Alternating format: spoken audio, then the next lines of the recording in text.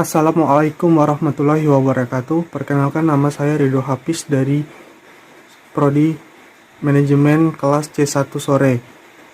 Saya akan menjawab soal ujian akhir semester 3 dengan mata kuliah Manajemen Pemasaran, dosen pengasuh Pak Dr. Ronald Aprianto, SE, MSI.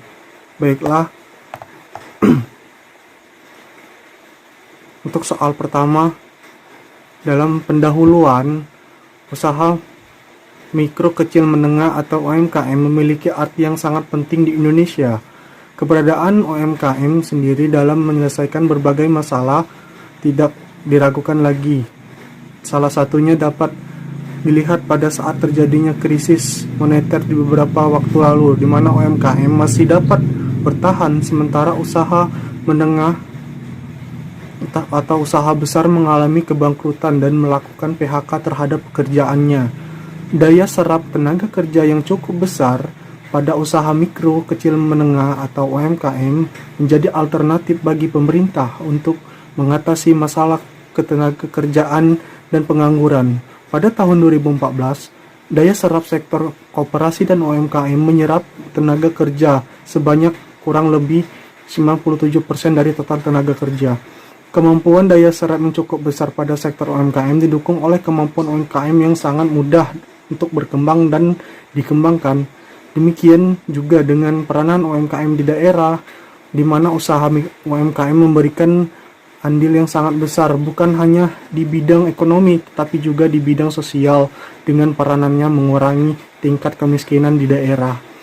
Pengembangan UMKM di daerah sangat didukung oleh kondisi dan perkembangan ekonomi daerah. Ketersediaan sumber daya manusia yang cukup banyak tetapi kualitasnya rendah, sementara di sisi lain sumber daya alam tersedia cukup banyak, membuat UMKM berkembang lebih baik di daerah. Tujuan penelitian kami yaitu untuk menganalisis perencanaan dan pelaksanaan setiap bisnis UMKM yang kami survei. Metode survei yang kami lakukan yaitu teknik analisis dan data dengan mendatangi langsung 3 tempat UMKM yang telah kami targetkan.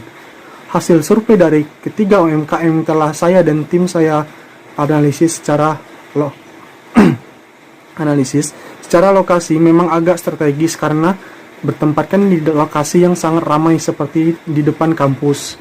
Ketiganya juga tidak memakai tempat di dalam ruangan, tetapi melainkan di ruangan yang terbuka yang bertutupkan payung untuk tempat menyantap makanan. Makanan yang disediakan punya cita rasa tersendiri.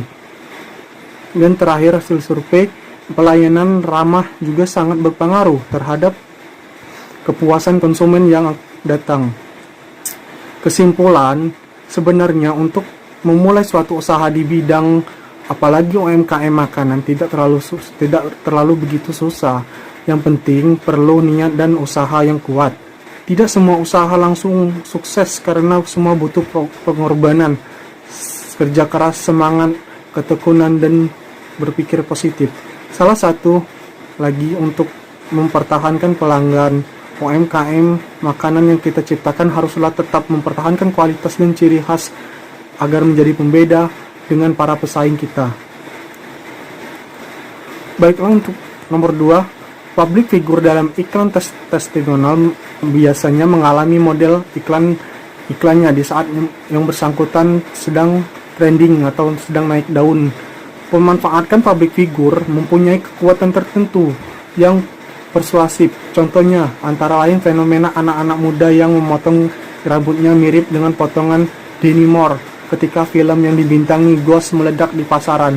Demikian pula dengan mantan bintang sepak bola asal Prancis yang bermain di Manchester United kala itu, Eric Cantona, dengan karakter khas rambut gundul plus kerah baju dinaikkan ke atas yang kemudian menjadi trendy anak muda untuk menirunya. Model baju atau cara berpakaian yang dipakai public figure utamanya selebritis, misalnya Tamara Bleszynsky, Desi Ratnasari, Dian Nitami, Nadia Hutagalung, Anjasmara Gunawan, dan lain sebagainya.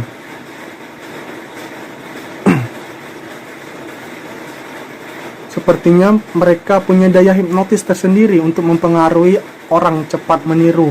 Dengan meniru mereka bertahap sedekat mungkin menyamakan diri seperti karakter public figure idolanya.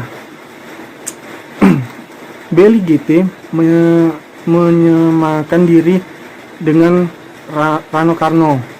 Memakai sabun mandi Lux menyamakan diri dengan Desi Ratnasari. Menggunakan produk yang dipakai public figure merupakan prestisi atau kebanggaan sendiri. Contoh beberapa iklan yang dapat menggunakan public figure dan ide kreatif lainnya. Konsep pembuatan iklan yang terkesan asal-asalan menyebabkan konsumen tidak mampu mengingat merek yang diiklankan. Begitupun juga iklan testimonial yang menggunakan public figure sebagai bintang yang dapat menjual.